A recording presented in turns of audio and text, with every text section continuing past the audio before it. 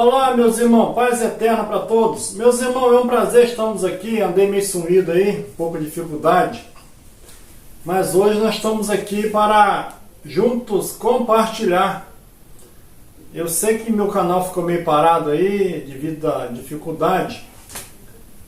Mas estamos aqui nessa noite com mais um tema da Escritura. E o tema nessa noite é: o reino de Cristo já passou. O que é isso, Simar? Como é que você apresenta um tema desse? O reino de Cristo já passou? Então quer dizer que hoje quem está reinando? É isso que nós vamos tentar explicar com poucas palavras. Se realmente Cristo reina hoje ou ele reinou durante um período. E se ele está reinando hoje, então existe dois reis lá? Como é que funciona isso? Se ele estivesse reinando hoje em espírito, dois espíritos, como é que faria essa conjunção? Salmos de número 110, versículo 1. Disse o Senhor ao meu Senhor: assenta-te à minha direita até que eu ponha os teus inimigos por escabelos dos teus pés. Então, nós vimos aqui o salmista expressando essa profecia que cumpriria lá na frente.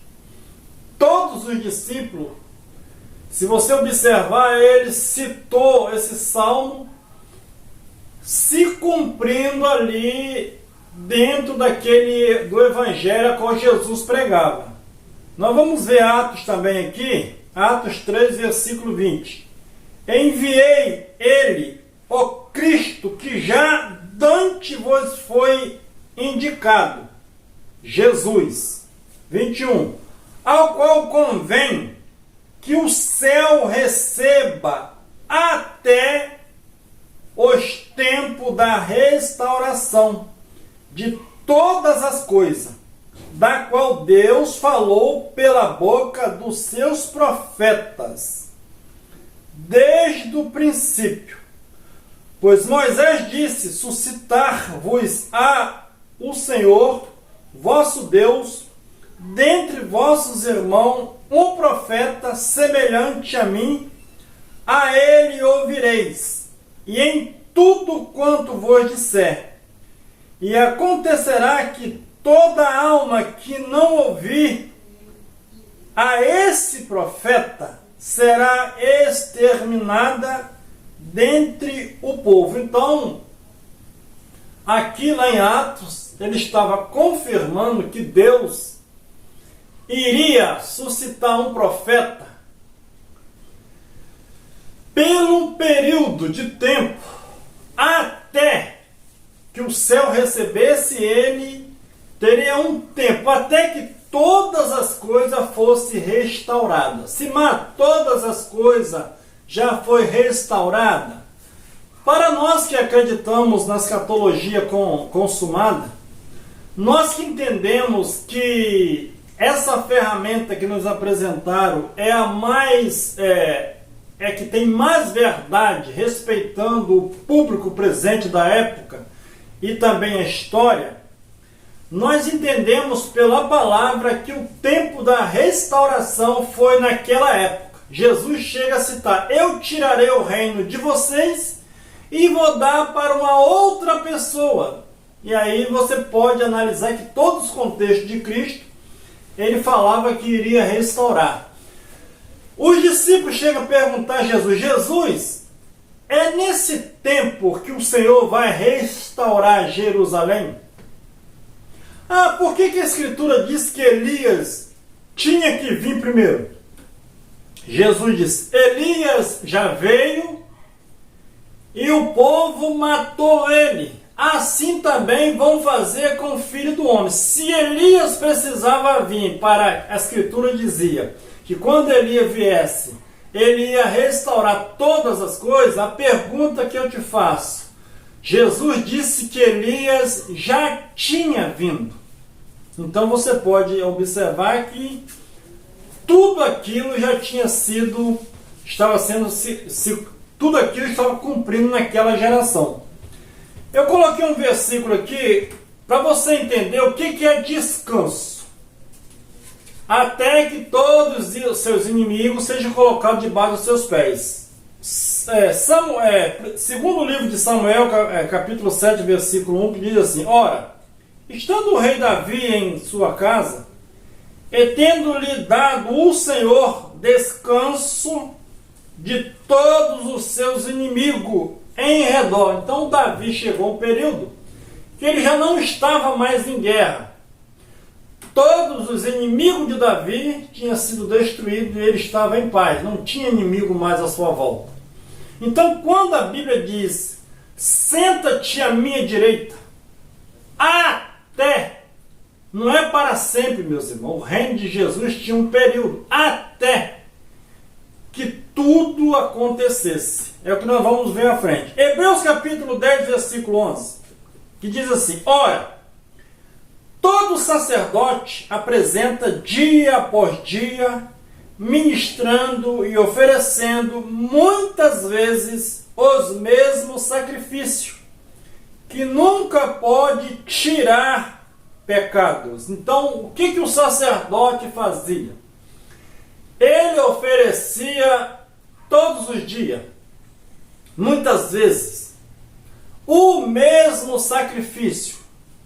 Mas o texto é bem claro, ele apresentava. Paulo, quando escreveu esse texto, os sacerdotes apresentavam ainda, porque o templo estava de pé, Cristo já tinha morrido, foi assunto ao céu, e de lá ele estava governando. O presente era mesmo, que o reino de Cristo não é um reino visível, é um reino invisível.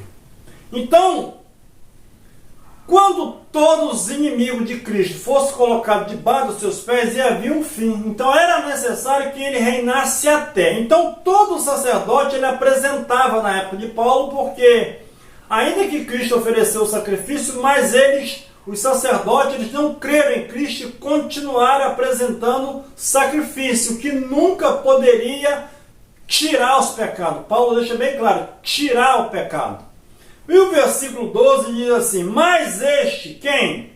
Cristo, havendo oferecido um único sacrifício pelos pecados, assentou para sempre à direita de Deus. Então, Cristo veio e fez apenas um sacrifício, e ele tirou o pecado. Eis aí o Cordeiro de Deus, que tiraria o pecado do mundo. E tirou. O que era pecado, Simar? Transgressão da lei. Versículo 13.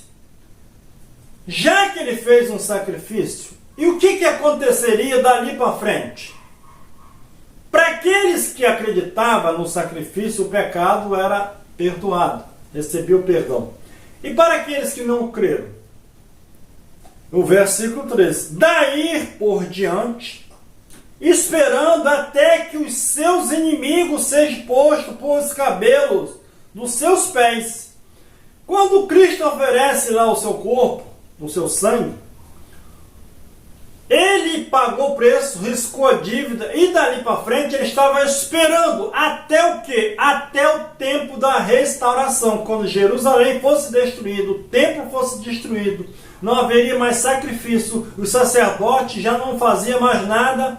Esse tempo seria o tempo da restauração, quando todos os seus inimigos fossem destruídos. Então Cristo entregaria o reino ao Pai. Ele reinaria até a restauração de todas as coisas, que já aconteceu lá. Para muitos hoje, eles esperam que um dia vai acontecer essa restauração. Eu te pergunto, quem é o inimigo de Cristo hoje? Nós somos alguns judeus. Os profetas profetizaram para nós que suscitaria um profeta dentre o seu povo, o povo de Israel. E aquele profeta, eles iriam ouvir. E se não ouvisse aquele profeta, ele seria exterminado, aquele povo seria tirado daquele local. e aconteceu isso lá na guerra lá dos romanos no ano 70. Toda aquela cidade, toda a nação foi destruída e eles foram tirados dali para outros lugares. Primeira carta de Coríntios, capítulo 15, versículo 22, que diz assim: pois como em Adão todos morrem, do mesmo modo em Cristo todos serão vivificados. Se mas serão está no futuro. Quando Paulo escreveu, estava no futuro. E agora nós lendo hoje, está no futuro? Não. Se em Adão todos morreram, em Cristo todos seriam vivificados. Mas como seria isso? Se Adão teve o poder de tirar todos da comunhão com Deus, o Cristo viria e ligaria todos em Cristo. Todos, Simar, era qual? Aqueles que crescem. E quem não cresce, Simar, estava pautado na lei. O fim da lei era Cristo, para todo aquele que nele crê. Mas quem não cresce em Cristo, ele estava onde? Estava crendo na lei de Moisés e querendo ser justificado, porque pela lei, pelo sacrifício, o pecado nunca poderia sair. Então aqui, todo seria vivificado. Jesus disse: vem a hora, e já é hora, em que os mortos ouvirão a minha voz e viverão. Era uma morte espiritual, meus irmãos. Não é morte física. As pessoas estão esperando ressuscitar esse corpo físico. Isso aqui, do pó nós viemos e no pó nós vamos tornar. E o Espírito, Simão, já está em Deus. Eles chegaram a Deus, nós já nascemos com Deus. 23. Cada um, porém, na sua ordem. Cristo as primícias, depois os que são de Cristo ali na sua vinda. Então virá o fim, quando ele entregar o reino a Deus, o Pai, quando houver destruído todo o domínio e toda a autoridade e todo o poder. Então, quando aconteceu isso? Quando Cristo vai para a cruz, ali encerra tudo no mundo espiritual. Mas eles não creram. Então, quando chegasse o último dia da restauração, a destruição de Jerusalém, que era o juízo final, ali seria o fim do reinado de Cristo, e o próprio Cristo entregaria o reino ao Pai. Ao 25, pois é necessário que ele reine até. Irmão, o reinado de Cristo não era eterno. Mas se está escrito que o reino de Cristo era eterno. Era eterno por quê? Porque nenhum poderia tirar aquele reinado dele. Deus deu autoridade para ele. Era o próprio Deus que veio na pessoa de Cristo. E o Cristo desapareceria depois, que Deus mesmo estaria com o seu povo. É o que está escrito aqui. Pois é necessário que ele reine até. Até o que, Simão? Até os fins dos tempos. Simão, o fim dos tempos já aconteceu há 2023 anos atrás, ou 24. Pois é necessário que ele reine até que haja posto todos os seus inimigos debaixo dos seus pés. É o salmo que nós lemos lá, 110, versículo 1. Ora, o último inimigo a ser tragado, a ser destruído, é a morte. Simão, o que era morte no Antigo Testamento? Era a separação de Deus. Versículo 27. Pois se lê, todas as coisas ele sujeitou debaixo dos seus pés. Mas quando diz todas as coisas lhe estão sujeitas, claro está que se excetua aquele que lhe sujeitou todas as coisas. 28. E quando todas as coisas lhe estiver sujeitas, então também o próprio Filho se sujeitará àquele que todas as coisas lhe sujeitou, para que Deus seja tudo em todos. Então, quando o reino de Cristo passasse, quando o fim dos tempos chegasse, a restauração de Jerusalém fosse toda restaurada, mas em que área, Simar? No mundo espiritual, meus irmãos. Então, o próprio Cristo, ele se sujeitaria ao Pai. O que aconteceria, Simar? Aquela figura de Cristo sumia, não da história, mas Deus mesmo, ele tomava o poder novamente. A direita de Deus, irmão, é a direita do poder. Mas, Simar, existe trindade? Para os católicos, sim. Para muitos cristãos, sim. Mas para mim, irmão, existe trindade? Não. Existe aquela manifestação de Deus que foi durante um período. O Espírito Santo era uma manifestação de Deus. O Cristo foi também uma manifestação de Deus, até que os seus inimigos fossem colocados debaixo dos seus pés. Então o próprio Cristo se sujeitaria ao Pai. E o texto é bem claro. E Deus seja tudo em todos. E hoje, Simar, Deus é um em todos. O último inimigo era a morte. Simar, o último inimigo era a morte. É o que Paulo diz. 1 Coríntios 15, 54. Mas quando isto que é corruptível se revestir da incorruptibilidade, e isto que é mortal se revestir da imortalidade, então se cumprirá a palavra que está escrita: tragada foi a morte na vitória. Então, Simar, eles sofreram uma transformação fisicamente? Não. O que eles sofreram? Eles saíram daquela condição carnal que o pecado atingia eles, e eles passam a ser transformados. Mas como, Simar? Quando a lei perde o vigor e Deus passa a morar neles. O homem estava separado de Deus, mas Cristo veio e religou. Quando o reinado de Cristo acabasse, conforme acabou, então Deus mesmo moraria no homem. Então ele sofreria aquela transformação. Eles iriam na casa de Deus, agora Deus mesmo viria e faria morada neles. E nós, Simar, já nascemos sendo morada de Deus. Mas com toda dificuldade, mas falta entender essas verdades e viver ela. 55. Onde está a morte? É uma pergunta que eu faço para você. Paulo está falando para eles lá. Onde está a morte, a tua vitória? É uma pergunta que Paulo está dizendo. Onde está a morte, o teu aguilhão? O que era aguilhão, Simão? O que é? Eu trabalhei na roça e aguilhão para nós lá, o que Paulo quis dizer, é um garruchão. É uma vara de 2,50 m com um ferro na ponta. E furava os bois. Ou qualquer coisa, se as pessoas fossem enfrentar algum animal, aquilo era um aguilhão. Então Paulo está dizendo, onde está a morte, o teu aguilhão? O poder de você furar e matar. O aguilhão da morte era o pecado. É o pecado.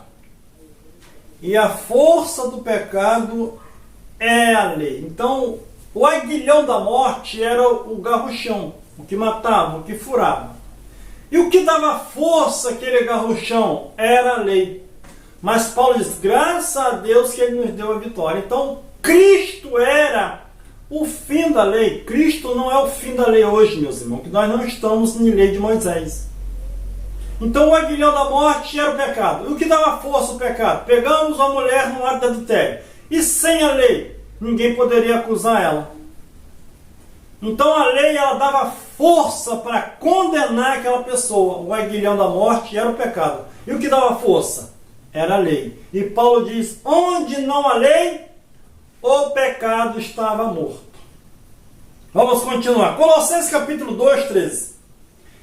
E vós, quando estáveis mortos nos vossos delitos, e na incircuncisão da vossa carne, vos vivificou juntamente com ele, perdoando-nos todos os delitos. Quando nós lemos lá atrás que Paulo disse que todo seria vivificado em Cristo, é a mesma palavra aqui, ó, que está assim, ó.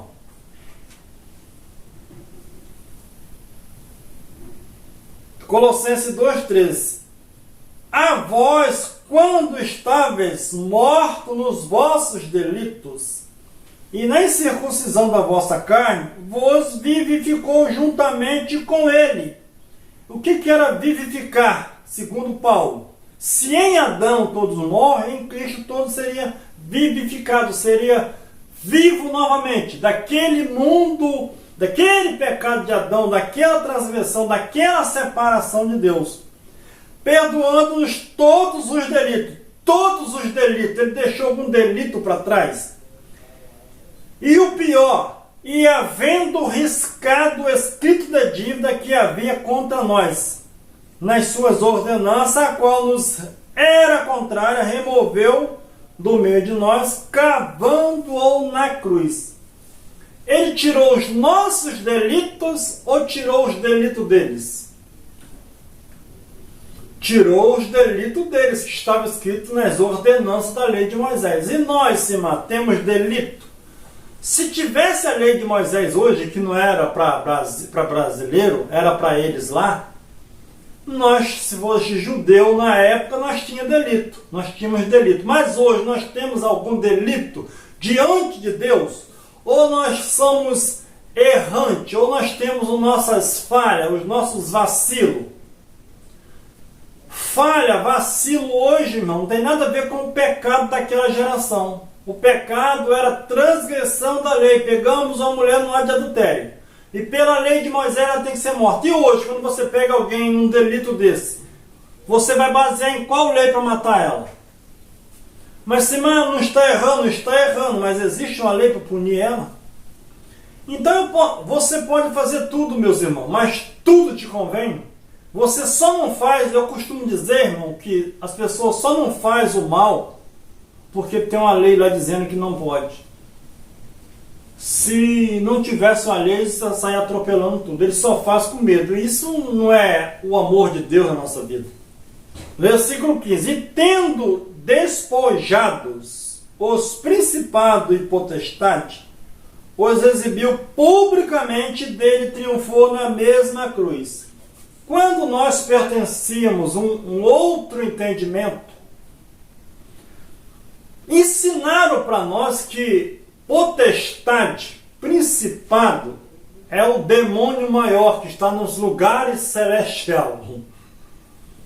Meus irmãos, para você que não conhece, principado e potestade eram as autoridades da época, que era contra Cristo. Ah, mas se eu colocar lá no Google, no dicionário Aurélio, orelha, vai dizer assim, olha, potestade, principado e potestade era autoridade. Mas no mundo espiritual é o Satanás. Aí você já entra nessa filosofia que inventaram.